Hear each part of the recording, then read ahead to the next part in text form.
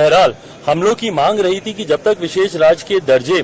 का दर्जा हम लोग को नहीं मिलता, स्पेशल पैकेजेस हम लोग को दिए जाएं। मैं धन्यवाद करूंगा मेरे प्रधानमंत्री आदरणीय नरेंद्र मोदी जी का, मैं धन्यवाद करूंगा हमारी वित्त मंत्री आदरणीय निर्मला सीतारमण जी का कि उन्होंने बिहार को जिस तरीके से स्पेशल पैकेजेस देकर, और मेरे लिए बिहारी होने के नाते खुशी की बात है, और मेरी पार्टी लोक जनशक्ति पार्टी रामविलास ने हमेशा बिहार फर्स्ट बिहारी फर्स्ट के विजन के साथ आगे बढ़ने का काम किया है। इस बजट में बिहार फर्स्ट बिहारी फर्स्ट को भी धरातल पर उतारने के प्रावधान दिए गए हैं। जहां एक तरफ इंफ्रास्ट्रक्चर इसमें मजबूती देने का काम किया गया है, वहां पे ब्रिजेस बना के, वहां पे क्या कहते हैं मेडिकल कॉलेजेस की बात हो, वहां पे एयरपोर्ट्स की बात हो, तो जहां एक तरफ बिहार के इंफ्रास्ट्रक्चर को मजबूत किया गया है, वहीं वहां की अर्थव्यवस्था को मजबूत देने के लिए वहां पे अलग अलग राज्यों में गया हो, राजगीर हो, अलग अलग राज्यों में जिस तरीके से टूरिज्म को भी वहां पे बढ़ावा देने के लिए प्रावधान किए गए हैं, जिस तरीके से बाढ़ की एक बहुत बड़ी समस्या जिससे हम लोग हमेशा दशकों से हम लोग परेशान रहे हैं,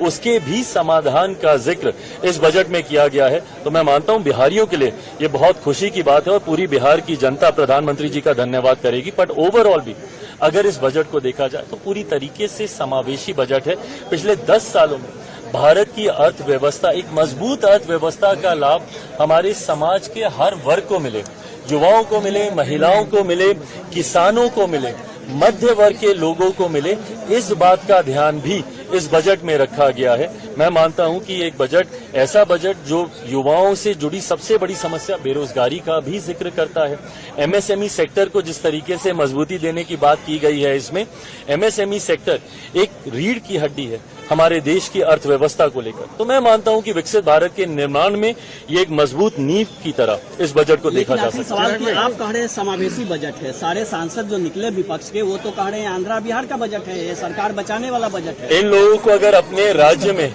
अगर गरीब नहीं दिखते, अपने राज्य में अगर इनको किसान नहीं दिखते, अपने राज्य में इनको मध्य वर्ग के लोग नहीं दिखते, अपने राज्य में इनको महिलाएं नहीं दिखती या युवा नहीं दिखते, तो मैं इनकी सोच के ऊपर कोई टिप्पणी नहीं करूंगा। जब हर इस वर्ग का जिक्र किया गया तो इस वर्ग से आने वाले हर व्यक्ति, भले वो किसी भी राज्य में रहता हो, उसकी सुविधा का जिक्र किया गया। जब आम आदमी की आमदनी को बढ़ाने का